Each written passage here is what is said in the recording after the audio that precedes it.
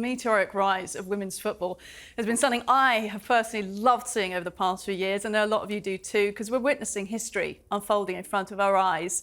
I'll come back to that history in a moment, but the reason being that some voices are pointing out that if the England women beat Spain on Sunday and end up taking home the cup, it could be considered an even bigger achievement than the Men's World Cup victory. And yes, that's right, 1966. Now, I know just saying that is going to upset some of our viewers tonight. Is it right to compare men's and women's football like that?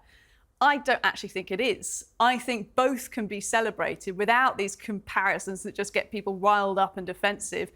All I see is victory for England, and that's all I care about. But the reason some people are suggesting that is this. Because the FA, the Football Association in England, it banned women from playing football in professional stadiums in England for almost 50 years. Let's just remind ourselves of that. Women's football was actually pretty popular and advanced at the turn of the 20th century. Look at these women here. Then all of a sudden, in 1921, the FA, which was governed by, you guessed it, men, they all met in London and they said, quote, "This game of football is quite unsuitable for females and ought not to be encouraged." Then those men from the FA, they outright banned the women's game from being played at professional grounds and pitches until 1970. Of course, women kept playing in those 50 years or so, wherever they could, in parks, on the sidelines, without spectators mostly. But don't you think that's a pretty major disadvantage, being told you essentially don't exist from a professional footballing perspective for 50 years just because the men said so? And of course, that allowed the men's game to develop so much more over those decades. So can you see a little bit where those voices are coming from with that argument? The odds have been deliberately and historically stacked against women footballers throughout half of the last century. So any victory that they do claim now, and indeed if they do on Sunday, is potentially that much more impressive. Well, I'm sure you'll have your viewers on it. I'm sure our guests will too. But we want to say, come on, Lionesses, let's show the men how it's done on Sunday. It's coming home, although I don't like saying that because it often jinxes us. Look, I'm joined by an all-star panel of women international superstars. Former England captain Faye White joins us. Also, Denmark striker Nadia Nadim. Thank you both, ladies. And we're also joined by the Sun's chief sports reporter, Martin Lipton, to get a bit of sports context to all this. But Faye, I want to come to you first. You've been a former England captain. Just tell us what it felt like to you today watching that match. Yeah, unbelievable. Obviously, brilliant scenes last summer in winning the Euros, but World Cup is another step up and something special. So yeah, against the hosts, always going to be tricky. But yeah, England found a way to win again. And yeah, I mean, it's just obviously dreams come true, isn't it? For any player who plays for their country, you dream about playing in a World Cup. But I mean, I'm still trying to get my head around it. They're going to play in a World Cup final on Sunday is just remarkable. And Serena and the team have been magnificent over the last 2 years since she's been put in post, and they're on a rise, and I believe they can go on and do it. I mean, it's incredible. What was your favourite moment from the match today? Was there a standout player, a standout pass?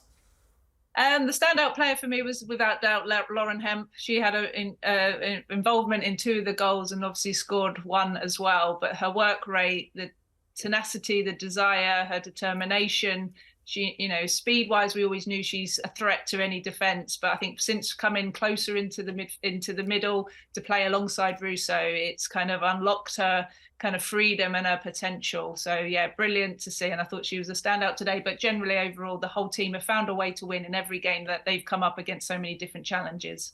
It's very reassuring, isn't it? I'll come to you now, if you don't mind, because you were listening there to my opening parts of the show where I was talking about how women have been historically kind of stacked against, at least here in England. So this could be a really transformative victory for England if we do win on the weekend. But tell me what you've noted about the way that attitudes towards women's football have changed over recent years.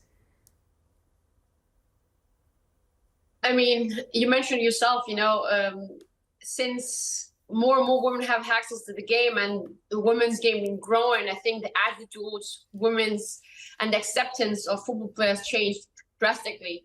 And that's how it's supposed to be. I don't really, you were talking about that is like 50 years ago that this existed, but that's not really true, because part of the world, I mean, in England, yes, but parts of the world that exist there still is the reality, which is so stupid and yeah, hard to believe.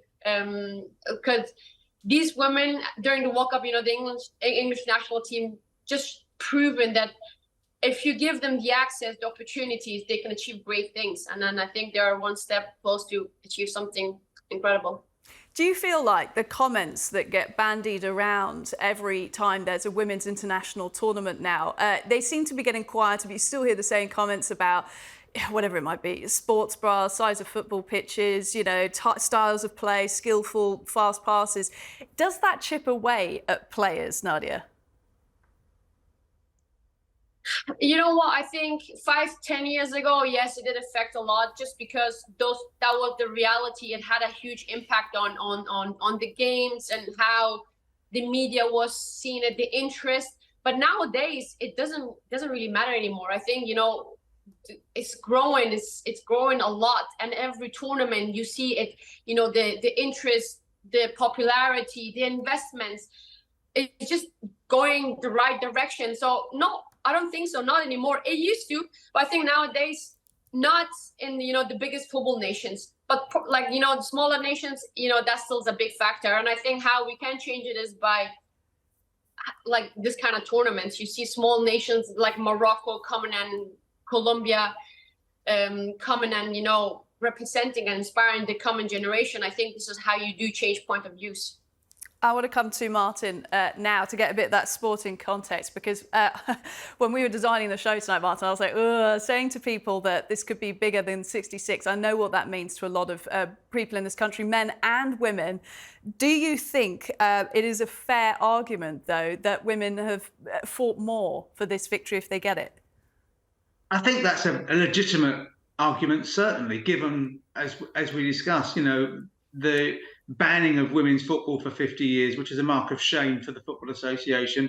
I have to say that the FA now not only recognise that, are actively, desperately trying to use and grow women's and girls' football. They think it's a huge factor. I mean, if you actually look at the two tournaments, England in 1966 only had a 16-team tournament, played all the games at Wembley. They had a massive advantage. They even changed the venue of the semi-final, which was supposed to be up on Mersey at Goodison, to let them play at Wembley, the semi-final against Portugal. This time it's away from home, again in a bigger tournament, the biggest, you know, a women's tournament with real quality across the board. It's the biggest one, first one they've had with 32, but they're really impressive teams. And given also the adversity, you know, no Leah Williamson, no Fran Kirby, no Beth Mead, who are all key players, and then they've had to play the last two knockout games without Lauren James as well for different reasons. So it's been a remarkable achievement. They played extremely well and are thoroughly deserving of being there. And they seem not to worry. Faye will know there were times in the past when England played at the highest level and didn't really believe. I went to the World Cup in 2019 and they had a US in the semi-finals, and I don't think they believed they could win that. Now they think they can beat anyone. Okay, let's bring in Faye on that then. What is it about the mentality in the team at the moment that does believe it can win? Yeah, well, I think it's previous experience of you know, having the disappointment, getting slowly closer, having more of a professional league now in the WSL in England, where all the top players are coming to this league. The Americans, we had 4 Americans over the last, you know, 3, I think it was about 3 years ago. And then when our players are now rubbing shoulders with world champions and going, well, they do what we do. We're just as good. We can compete with them. We're on a par. And I just think it's helped really, just week in, week out, playing in the best league around the world with some of the top players. Look at the Dutch, even the Australians. 8 of their squad are playing in the WSL. And I just think there's that belief now in the players, and also with the manager, of having a manager who's been there and done it, taken a Netherlands team who were on a par with England about what they achieved and what their rankings were, and then took them to European champions in a home tournament and followed it up with a World Cup final 2 years later. So Serena's repeated that with now this England team because the belief that she's instilled in this team. Yeah, Serena Wiegmann, as you said there, she's now taken the team to 4th consecutive international final. It's really a stunning record she's building up there. Martin, what is the secret sauce to her success? I think she has a plan for every situation. As Faye mentioned earlier, Lauren Hen was a winger. That was where she made her name, but she's become this thrusting centre forward with real quality on the ball as well. And the players listen to Sarina Wiegman and they believe that what she tells them will become true, will become right. And that's a huge thing. If you have faith in the coach, you will run through a brick wall for that coach in any type of football, whether that's men's, boys, girls, women's, just players want to believe that their manager has something special. And you look at the track record of success under Sarina Wiegman at all the places she's been at, particularly in the last 6-8 years, and she has something special about her, there's no question. Oh, I'm sure she'll be even hotter property after this as well. Look, I'm coming to you now, Nadia, because England's set to play Spain on Sunday. I've got to admit, not knowing much about the Spanish side, I don't know if you do, but what could we be seeing in terms of a final play? You know, it's going to be a really interesting matchup. I've been following both teams. I do respect the way the English squad play, but I don't think it's the same. They haven't really hit their level that they did during the Euros. So I think there's still like some percentage left that they can, get during the finals. On the other hand, I think this is probably one of the best Spanish teams that I've seen. They've always been so good with the ball, keeping the ball, but now they're really, really dangerous. But for me, I think one of the things you guys were speaking about, Lauren Hemp, who I actually play with in Man City, I think that's probably going to be one of the best, factors or keys to open this Spanish team. If they play, compact and try to catch them in the counter attacks, I do believe that Spain is going to have a really good chance. And Nadia, while we've got you, I know this is a slight segue, but we did sort of ask you beforehand whether you'd be comfortable with this. Yesterday marked the 2-year anniversary since the Taliban seized control of Afghanistan. You obviously have Afghanistan hereditary sort of links and ties and family there. And I just wanted to give you the opportunity, as you were talking about the fact that women don't have access to sport in other countries around the world, to share what it means to you to see women succeed in football with that in mind. I mean, it's such a weird feeling because on one hand, I'm so happy. It makes me proud to have been a part of this and now seeing finally that women and women's sports are getting that platform and the respect it deserves.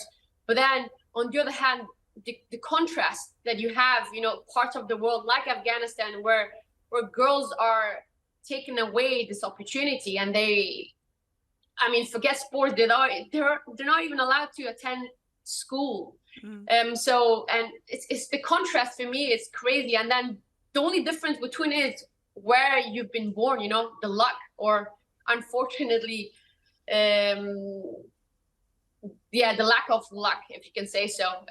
So it's a weird, it's a weird contrast. And I just wish that it didn't have to be this difficult to be a woman, a girl, parts of the world. I just wish that we had, access as you have in, Western society, in England, US, Europe, wherever. Absolutely. Look, Nadia, thank you for generously sharing those insights with us. Faye, we'll end with you. A message you've got to the Lionesses, if you've got one. Yeah, it's just keep going, go to that next level. Like Nadine was talking about, I think there's still a bit to go. And yeah, they're in a World Cup final, believe in themselves. And I believe they can do it. It'll be tough. Spain are a very good team, very good at possessing the ball. But yeah, we can go one more and let's get it done. All three of you, thank you so much. Go on Lionesses, we can do it on Sunday. It's been great having your insights.